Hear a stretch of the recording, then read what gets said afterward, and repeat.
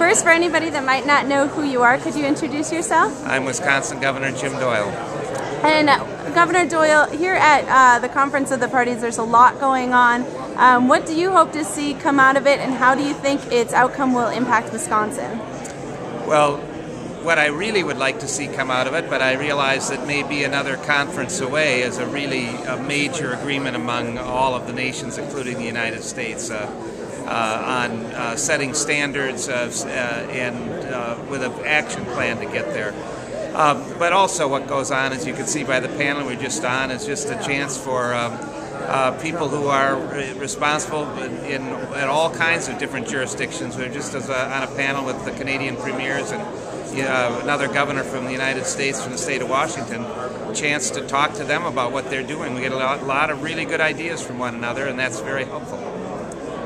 So how will the state leadership provide support and infrastructure that will create standards closer to those that we need for the sustainability of our planet, such as the infamous 350 number that is so popular among the world these days? Well, you can see that what's already happened is states have set those standards. Wisconsin was one of the first states, but many states have adopted renewable portfolio standards, which really have been the major driver in leading to investment of alternative sources of energy.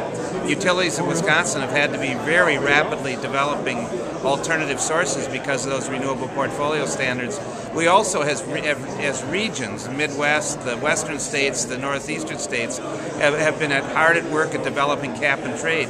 You cannot get to major carbon reduction without a cap and trade system that brings that down over many years. And so the states have been the leaders in doing that. But ultimately on the cap and trade, it is going to take federal action.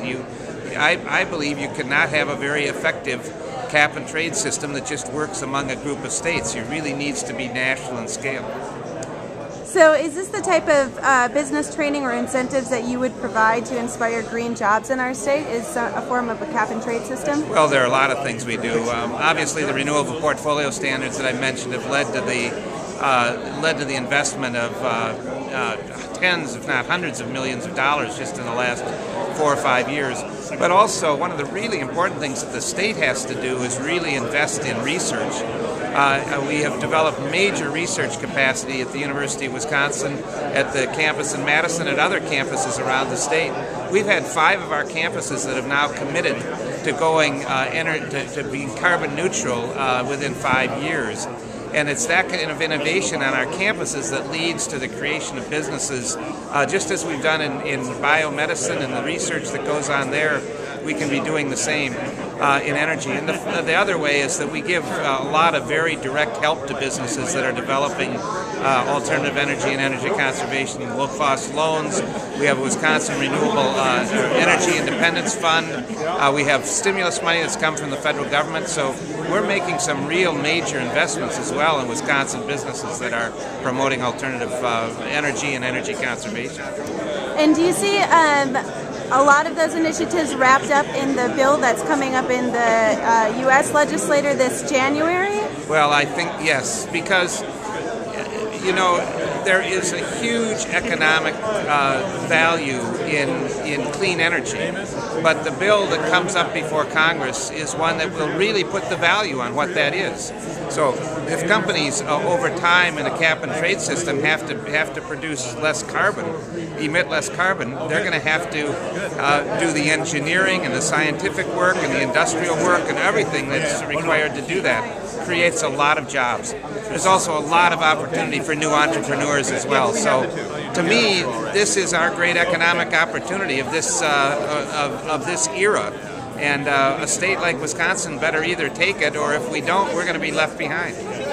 So what would be your message to the national audience that may potentially view this video, and why they should look to Wisconsin in this green energy revolution? We've been working hard at it for the 7 years that I've been governor. We've made tremendous progress.